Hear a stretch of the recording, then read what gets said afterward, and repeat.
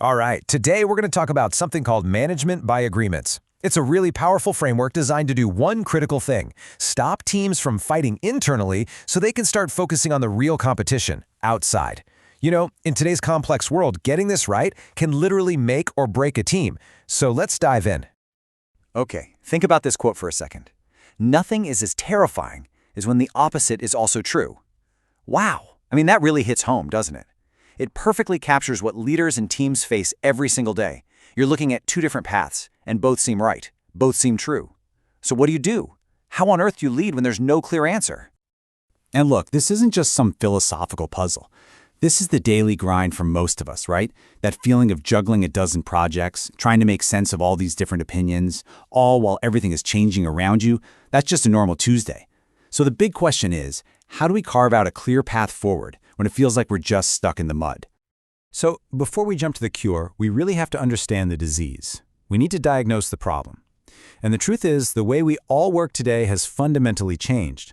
And that change is creating some brand new and honestly really expensive problems when teams get out of sync. Just think about the shift. The old way of doing things was pretty simple, wasn't it? It was all vertical, top-down command, strict hierarchy. Basically, you did what you were told. But now, we work in these horizontal, collaborative webs. The whole game has changed. It's not about obedience anymore. It's about dialogue, collaboration, and persuasion.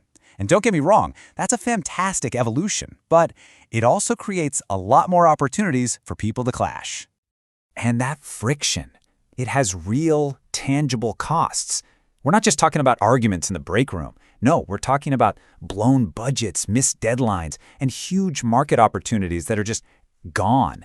It leads to team conflicts that just fester, your best people get fed up and leave, and in the worst cases, the whole organization just grinds to a halt. It's like total paralysis, where all the energy is wasted fighting inside instead of actually getting things done. Okay, so that's the problem. It's pretty grim. So what's the solution? Well, it's a different way of managing, focused on creating alignment through one simple but incredibly powerful tool: a formal agreement. Now, we need to be super clear about what we mean by an agreement. This is not, I repeat, not about getting everyone to think the exact same way. Forcing unanimity just makes everyone miserable. This is about something much smarter. It's about building unity while still respecting that people have different views. It's a way of constructing a shared path forward so that when you win, you all win together. And this whole idea rests on a few core beliefs. First and foremost, you have to have trust. It is the absolute backbone of the entire process. Without it, you've got nothing. Second is the idea that when people actually participate in creating the solution, they're genuinely committed to it. It's not just another memo from on high. This whole process aligns everyone's energy, encourages the team to take on bigger risks together, and makes the final decision way easier to execute, because everyone was part of the journey from the start. But here's the thing. You don't use a sledgehammer to crack a nut, right? This isn't a tool you pull out for every single little disagreement. It's designed for a specific set of challenges. So to know when to use it, the framework gives us a simple diagnostic tool: the Pentagon of Agreement. And that really is the million-dollar question, isn't it? Not every problem needs this level of effort. So how do you know when it's the right moment to invest the time and energy to build a formal agreement? Well, the Pentagon gives us a 5-point checklist. You just ask yourself these questions. 1. Do we actually have enough time to decide, or is the building on fire? 2. Is the risk big enough that we really need to share it as a team? 3. Is this topic super complex with tons of moving parts? 4. Do we need a genuinely innovative solution, not just the same old thing? And 5, the big one, are we all at the end of the day aiming for the same goal? If you're nodding yes to these, then an agreement is probably your best path forward. And to make it crystal clear when not to use it, just picture a pilot in an emergency. Alarms are blaring, the plane's in trouble. Is she going to call a committee meeting? No way. A solitary, immediate decision has to be made. And that's the key here. Building agreements needs time, it needs breathing room. It's a strategic tool, not an emergency measure. All right, so you've decided an agreement is what you need. How do you actually build one? Well, the good news is the framework lays out a simple but really powerful 3-step process. The whole thing breaks down into 3 clear phases. First is planning. This is your prep work. You get crystal clear on the objective, find a sponsor who can champion the process, choose a neutral mediator, and set a timeline. Then comes execution. This is where the magic happens. You facilitate real dialogue, you actively search for common ground, you isolate the points you can't agree on yet, and you actually draft the text.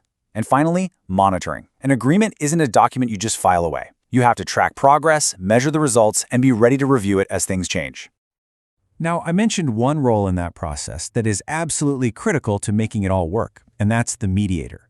So let's take a closer look at why this person is so important. A mediator isn't a judge or a boss. Think of them more like the impartial conductor of an orchestra. Their job is to facilitate communication and help a group of talented individuals move from all their different perspectives to a single collective solution. They guide the process, but they don't dictate the outcome. So their tasks are really specific. They're there to keep the group functioning productively, to make sure communication is clear and people aren't talking past each other. They help connect different ideas that others might not see.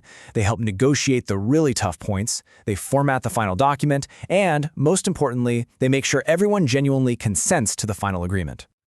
So, after all this work, understanding the problem, building the framework, facilitating the process, what's the ultimate goal? What is the big takeaway here? It all comes down to this one single, powerful idea. The real fight isn't in your conference room. It's out in the marketplace. Ultimately, management by agreements is a system designed to end the internal civil wars. It's about aligning all that energy and talent and focusing it like a laser where it truly belongs, on the external challenges of winning in the marketplace. And that leaves us with a final question for you to think about. Look at your own team, your own organization. Where is energy being wasted on internal friction? Where is that one unresolved issue, that one point of misalignment that's holding everyone back?